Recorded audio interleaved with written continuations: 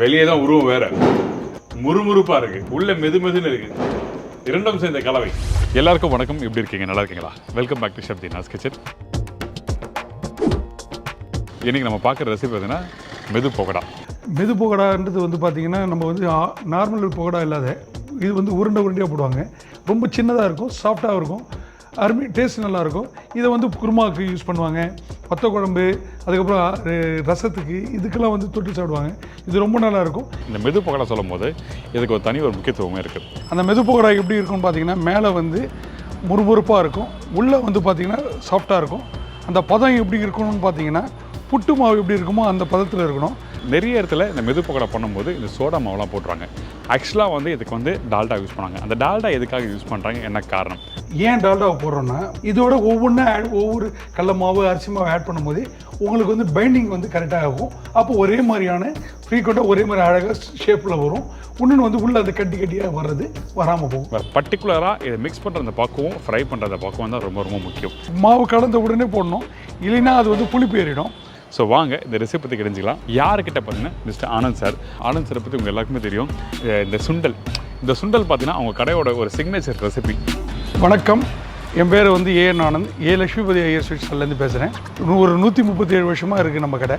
மெது பகோடா வந்து பார்த்திங்கன்னா ஒரு நாளைக்கு நம்ம 2 கிலோவுக்கு போடுவோம். சுண்டல் முடிச்சதுக்கப்புறம் அந்த வரும், அது வந்து 100லேருந்து 150 பீஸ் 200 பீஸ் வரும். உடனே ஒரு 2 ஹவர்ஸ் to 3 ஹவர்ஸில் அது காலி ஆகிடும். டெய்லி இப்போ சப்போஸ் 100 கேட்டாங்கன்னா உடனே போட்டு கொடுக்குறதுக்கு நாங்கள் ரெடியாக இருக்கோம். அவர் தான் மீட் பண்ண போகிறோம். வாங்க போய் பார்க்கலாம்.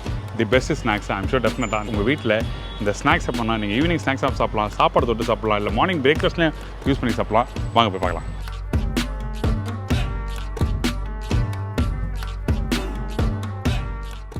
சார் வணக்கம். வணக்கம் சார், எப்படி இருக்கீங்க? நல்லா இருக்கேன் சார். ஸோ நம்ம பண்ண ஆரம்பிச்சலாமா? கண்டிப்பாக பண்ணலாம் சார். சரி, ஓகே. இப்போது இந்த ரெசிபிக்கு தேவையான பொருட்கள் என்னென்னு சொல்லி பார்த்துருங்க. அது மெது பகோடாவுக்கு தேவையான பொருட்கள் என்னென்னா, கடல மாவு பார்த்திங்கன்னா 350 கிராம், அரிசி மாவு வந்து 150 கிராம், டால்டா வந்து 150 கிராம், வெங்காயம் வந்து ஏற்கனவே சொன்ன மாதிரி ஒரு வெங்காயம் பொடிசாக நறுக்கணும், சின்னதாக. பச்சை மிளகா வந்து 3த்தையும் சிறுசாக நறுக்கிட்டு, அதே மாதிரி இஞ்சி ஒரு துண்டியும் சின்னதாக நறுக்கணும். பொரிக்கிறதுக்கு வந்து நம்ம எண்ணெயை யூஸ் பண்ணிக்க போகிறோம் ஆஸ் யூஷுவல். அந்த எண்ணெயை நம்ம தேவையான அளவுக்கு ஊற்றி நம்ம பொரிச்சிக்க வேண்டியது தான். ஓகே, இப்போ ஃபஸ்ட் நமக்கு வந்து டால்டா. ஓகே தான். இப்போ இந்த இடத்துல டால்டாக்கு போல் பட்டர் யூஸ் பண்ணலாமா? பட்டர் யூஸ் பண்ணலாம் சார், ஆனால் அது வந்து உங்களுக்கு வந்து கிறிஸ்மஸ் கொடுக்கும், ஒரு மாதிரி தகட்ட ஆரம்பிச்சிடும். ஓகே, ஒன்றுக்கு மேலே சாப்பிட முடியாது.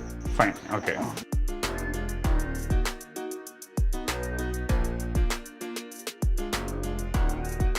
ஸோ ஃபஸ்ட்டு நம்ம வந்து டால்டா போட்டிருக்கோம்.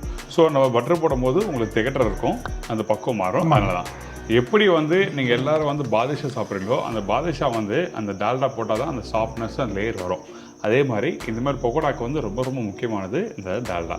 ஸோ மாதத்தை ஒன்றா சாப்பிட்றீங்க, இல்லை அடிக்கடிக்கு சாப்பிட்றதில்ல, நீங்கள் இந்த மாதிரி ப்ரிப்பரேஷன் பண்ணும்போது இந்த செய்முறை வந்து இதை நீங்கள் ஃபாலோ பண்ணால் தான் எப்படி இங்கே பண்ணுறோமோ அதே மாதிரி பக்குவத்தில் வரும். கண்டிப்பாக. Okay done. இதுக்கப்புறம் இது நான் நல்லா மிக்ஸ் பண்ணிடுறேன். சரி, ஓகே, ஃபைன். எப்படி இந்த 5 விரல் வச்சு மிக்ஸ் பண்ணுறீங்களா? ஆமாங்க சார். Okay, fine. அதே மாதிரி இது பண்ணிட்டதுக்கப்புறம் நம்ம வந்து அரிசி மாவு. சரி, ஓகே, டன். இப்போ அரிசி மாவு போடுறோம். அந்த மிக்ஸ் பண்ணி முடிச்ச பிறகு நீங்கள் கையில் போட்டு நல்லா அப்படியே அழுத்தி பேசும்போது பார்த்தீங்கன்னா ஒரு ஒயிட் ஆன மாதிரி இருக்கும், பியூர் ஒயிட் ஆன மாதிரி இருக்கும், இன்னொரு கொஞ்சம் டைலூட் ஆன மாதிரி இருக்கும். அந்த கன்சிஸ்டன்சி மாறும்போது தான் அது வந்து பைண்டிங் ஆகும். இல்லைன்னா அப்படியே போட்டிங்கன்னா அந்த பைண்டிங் ஆகாது, அது உருண்டையாக வரும். அதனால இதை முதல்ல இதை கரெக்டாக பண்ணாதான் அது வந்து பைண்டிங் ஆகுது, கரெக்டாக வரும். இன்னொன்று கை சூடு இருக்குது, அந்த கை சூடு போடும்போது அது லைட்டாக டைலூட் ஆகும். ஆமாங்க, கண்டிப்பாக. நாங்கள் அரிசி மாவு இப்போ கெட்டியாக ஆரம்பிச்சிடும். ஆமாங்க. இப்போது இந்த இடத்துல இந்த மெது பக்கோடாக்கு வந்து இந்த அரிசி மாவோட ரோல் என்ன? இந்த அரிசி மாவு சேர்க்கும் போது அந்த கிறிஸ்மஸ் கிடைக்கும். மெது பக்கோடா வரும்போது நம்ம பஜ்ஜிக்கு வரும்போது அந்த சாஃப்ட்னஸ் அது உள்ளே கொடுக்கும், உள்ளே சாஃப்டாக இருக்கும், மேலே வந்து கிறிஸ்மஸ் இருக்கும். அதுக்கு தான் இந்த அரிசி மாவு. சரி, இதோட வந்து பார்த்தீங்கன்னா கொஞ்சம் வந்து பச்சை மிளகா. சரி, ஓகே. இஞ்சி. ஓகே. பச்சை மிளகா கொஞ்சம் போடுறேன் சார். எல்லாமே போடுறதா? எல்லாம் போடல சார், நான் இங்கே வந்து எக்ஸ்ட்ரா கட் பண்ணி வச்சுருக்கேன்.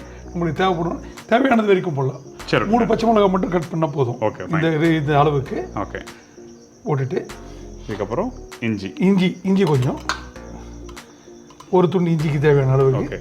அதுக்கப்புறம் இது பார்த்தீங்கன்னா வெங்காயம் வந்து சின்னதாக நறுக்கி இருக்கும். இது வந்து ஒரு 2 வெங்காயம் நறுக்கிருங்க, ஒரு வெங்காயத்தை போட்டால் போதும். ஓகே, அது நறுக்கு காமிங்களேன், கொஞ்சம் கையில் எடுத்து காமிங்களேன். பார்த்தீங்கன்னா இது பார்த்தீங்கன்னா ஓகே. ஸோ ஃபைன் சாப் பண்ணிருக்கணும். Fine shop. ஆமாம் சார். சரி, ஓகே. இந்த வெங்காயம் வந்து பர்டிகுலராக பொடிசாக தான் கட் பண்ணிருக்கணும். பொடிசாக கட் பண்ண இது பெருசாக கட் பண்ணிங்கன்னா உங்களுக்கு வந்து சின்ன உருண்டை போடுறது வந்து சின்ன உருண்டை, அதில் வந்து பெருசாக மாட்டும் போது அதனுடைய டேஸ்ட்டை வந்து அது கொடுக்காது. சரி, ஓகே, ஃபைன்.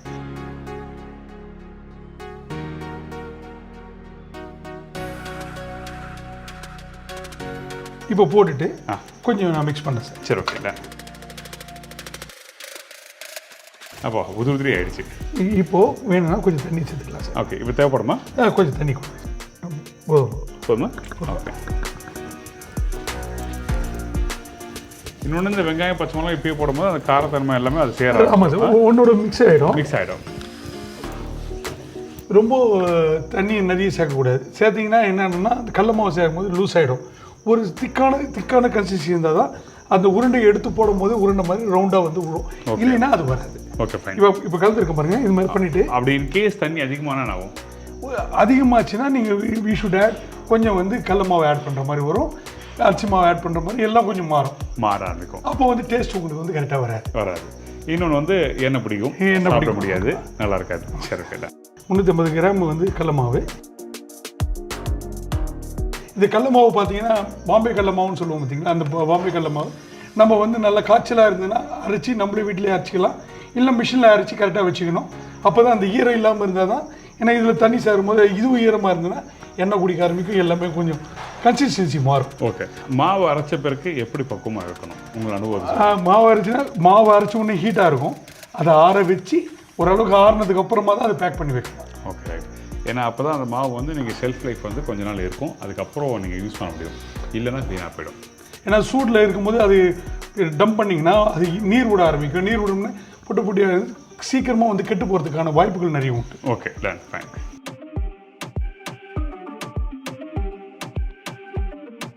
இதுக்கப்புறம் முக்கியமான பொருள் சேர்க்கணும் சார். என்னது? உப்பு. எல்லாத்தையும் போட்டோம், உப்பு போடலையா? சரி, உப்பு வந்து ஒரு 10 to 15 கிராம்ஸ் போட்டால் போதும். இப்போ போடுறேன், இது ஒரு பிஞ்சு. ஓகே. இது வரைக்கும் போடலாம், வேணும்னா நம்ம சேர்த்துக்கலாம். சரி, ஓகே. இப்போ நம்ம வந்து மிக்ஸ் பண்ணிவிட்டு வேணும்னா நம்ம தண்ணி சேர்த்து மிக்ஸ் பண்ணி. சரி, ஓகே. உதிரியாக இருக்குது, லைட்டாக தண்ணி தெளிக்கிற மாதிரி. ஆமாம் சார், ஆமாம் சார். முதல்ல மிக்ஸ் பண்ணிவிட்டு கொஞ்சம் வரணும், அதுக்கப்புறம் தண்ணி தெளித்து பண்ணிக்கலாம் சார். சரி, ஓகே. சரி, இப்போ வந்து ஓரளவுக்கு மிக்ஸ் பண்ணியிருக்கோங்க. சரி. இப்போ வந்து பார்த்தீங்கன்னா நம்ம கொஞ்சம் தண்ணி தெளிக்கணும். ஓகே. கொஞ்சம் கொஞ்சமாக தான் தெளிக்கணும், மொத்தமாக போட்டிங்கன்னா வந்து வேஸ்டேஜ் ஆகிடும். இல்லை கருவேப்பிலாம் போட மாட்டேங்கிறீங்க? கருவேப்பிலை போடக்கூடாது. கருவேப்பிலை வந்துன்னா ஒவ்வொரு இடத்துல நிற்கும், அந்த ரவுண்டு வராது. Okay, done, fine. இந்த மெது பக்கோடா சொல்லும் போது நிறைய பேர் சோடா போடுறாங்க, நீங்கள் சோடாவே எனக்கு போடல. ஆமாங்க, நான் தான் பார்க்குறேன்.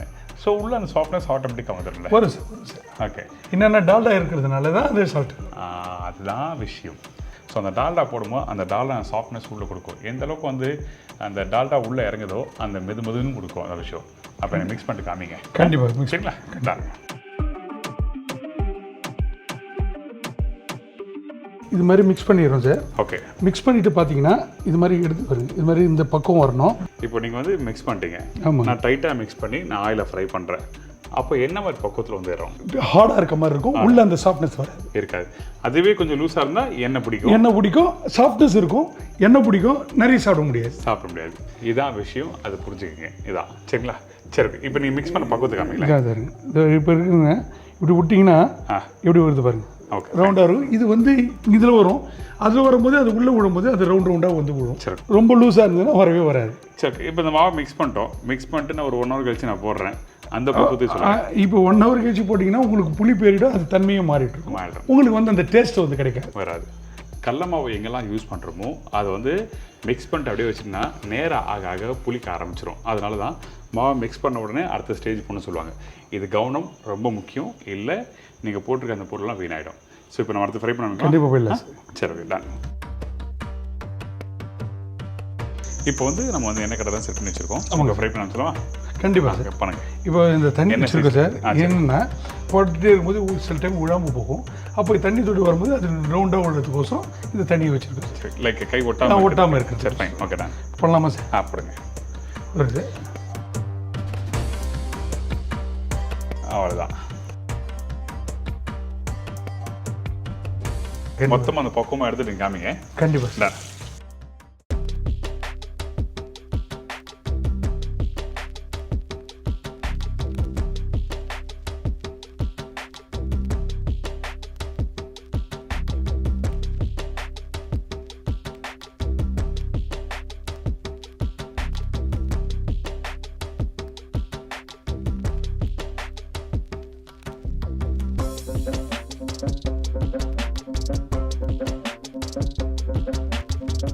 இது போதுமா? இதுதான் பக்குவம். இது வந்து ஆஃப்டன் இது பண்ணியிருக்கு. ஓகே, இதுதான் பக்குவம். சரி, ஓகே. இது தொடும் போதே நல்லா முறுமுறுன்னு இருக்குது உள்ள வெளியே. இன்னும் ஃபுல் வேகடாக இருக்குது, மேலே சாஃப்டாக இருக்கும், உள்ளே இருந்து சாஃப்ட்னஸ். அப்போ எடுத்துட்டு எனக்கு மற்றதும் ஃப்ரை பண்ணிவிட்டு எனக்கு மொத்தமாக ஃப்ரை பண்ணிட்டு எனக்கு காமிங்க. லாஸ்ட் ஸ்டேஜ் வரும்போது எப்படின்னு சொல்லி சொல்லுங்கள். கண்டிப்பாக சார், சரிங்களா? இந்தா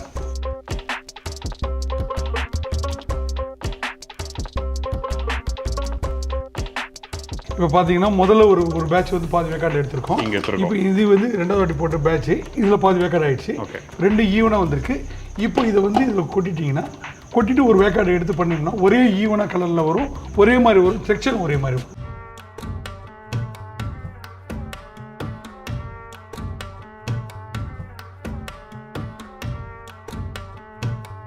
இப்போ பார்த்தீங்கன்னா எப்படி வேக்காடு ஆகிருக்குன்னு நம்மளுக்கு தெரியணும்னா அந்த பபுள்ஸ் உடனே இது வேக்காடு ஆகிடுச்சு. அப்போ வந்து நம்ம எடுத்துக்கலாம். இது சப்போஸ் கலர் மாறுற மாதிரி இருந்ததுன்னா நம்ம ஓவர் வேக்காடு இருந்தால் கலர் மாறிடும். அப்போ டக்குன்னு கூட எடுத்துடலாம்.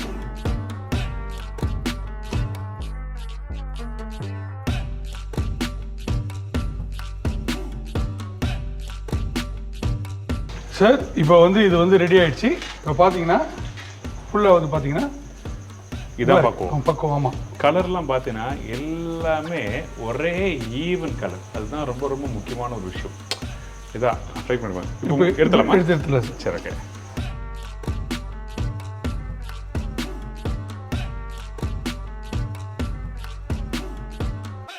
மெது பவாடா சுட சுட ரெடி. இங்கே பாருங்க, தெரியுதா? அப்படி பக்கத்தில் இங்கே போகும்போது இங்கே ஆவி அடிக்குது. உன்னை உடச்சி சாப்பிடலாமா? கண்டிப்பாக சாப்பிடலாம் சார். ஓகே, சூடாக இருக்குது. அப்பா அந்த பக்கோடா வந்து பார்த்தீங்கன்னா மேலே நல்லா முறுமுறு தன்மை, அதாவது அந்த ஒரு லைட்டாக அந்த ஹார்டாக இருக்க சொல்லுவாங்களா, அந்த மாதிரி பக்கம் உள்ளே உடைக்கும் போது பார்க்கலாம். நம்ம பக்கோடா போகிற டைமில் யாரும் படம் சொல்லிக்க நினைக்கிறேன் வெளியே.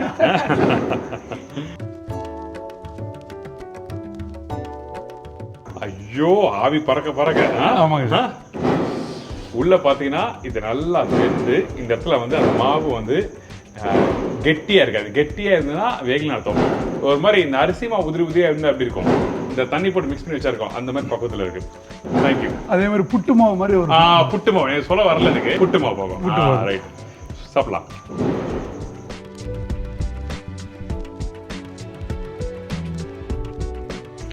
அப்பா முறுமுறுப்பா இருக்கு, உள்ள மெதுன்னு இருக்கு. இரண்டும் சேர்ந்த கலவை நல்லா வேற லெவல். கண்டிப்பா சார், வெரி குட். மெது போகா நீங்க வீட்டுல போயிட்டு கார குழம்போ இல்ல கிள்ளி போட்ட சாம்பார் ரசத்துக்கு தொட்டு சாப்பிட்டீங்கன்னா அந்த அளவுக்கு தி பெஸ்டா இருக்கும். ஒரு நாள் ட்ரை பண்ணி பாருங்க. ஒரு சின்ன ஸ்நாக்ஸ் தான், கடலமா வச்சு நீங்க பண்றதுதான். இன்னொன்னு சுட சுட சாப்பிடுங்க, சூடு இல்லாத சாப்பிடாதீங்க. சுட சுட சாப்பிடும்போது 3 சாப்பிட்றதுல 6, 7 சாப்பிடுவீங்க. அந்த அளவுக்கு தி பெஸ்ட். ஆமாங்க சார், கண்டிப்பாக இது வந்து வெரி ஷார்ட் டைமில் பண்ணுற மெதுப்போட ஒரு 10 to 15 மினிட்ஸில் நம்ம ரெடி பண்ணிடலாம். ஃப்ரெண்ட்ஸு ரிலேட்டிவ்ஸு வராங்கன்னா டக்குன்னு போட்டு ரெடி பண்ணி கொடுத்தாங்க இருந்தால் போதும், ஈஸியாக பண்ணிடலாம். ரொம்ப நாள் கையில் வச்சுங்க. இன்னொன்று எடுத்துக்குவா, எடுத்துங்க சார். இதில் இன்னொரு விஷயம் என்னென்னா, இதே இந்த நீங்கள் சொன்னீங்க இல்லையா சுண்டல் சொல்லிட்டு, அந்த சுண்டலை வாங்கிட்டு இந்த மெதுப்போடா வச்சுட்டு உள்ளே ஸ்டஃப் பண்ணி அந்த சுண்டலை வச்சு சாப்பிட்டீங்கன்னா நல்லாயிருக்கும். வேறு விதமான டேஸ்ட் கொடுக்கும் சார்.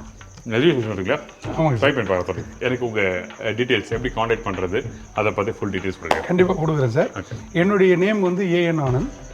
என்னுடைய கடை பேர் வந்து ஏ லட்சுமிபதி ஐயர் ஸ்வீட் ஸ்டால். எங்கள் கடையில் வந்து பார்த்தீங்கன்னா முறுக்கு எல்லா வெரைட்டிஸும் இருக்குது. காலைல சார் சொன்ன மாதிரி சுண்டல் இருக்குது. காஞ்சிபுரத்து கோயிலுக்கு வரும்போது எங்கள் கடையில் வந்தீங்கன்னா இதையும் டேஸ்ட் பண்ணி பாருங்கள். உங்களுக்கு என்ன வேணுமோ அதை கிட்ட இருந்து நல்ல ஆத்தென்டிக் முறையில் நாங்கள் பண்ணி கொடுக்குறோம். என்னுடைய ஃபோன் நம்பர் வந்து பார்த்தீங்கன்னா 9500878782. சரி, ஓகே. ரொம்ப நன்றி. ரொம்ப நன்றி. தேங்க்யூ. ஒரு அருமையான மெது பக்கோடா. நிறைய ரெசிபிகள் நிறைய வாட்டி போட்டிருப்போம் அந்தந்த ஊர் ஸ்பெஷல் சொல்லி. ஆனால் அந்த மெது பக்கோடாவை இதான் ஃபர்ஸ்ட் டைம் போடுறேன். Thank you so much. Thank you sir, ரொம்ப நன்றி சார். இதே மாதிரி நான் இன்னொரு நாள் இன்னொரு ஊரில் ஒரு புது ரெசிபி சந்திக்கிறேன். நன்றி, வணக்கம். See you, bye, take care.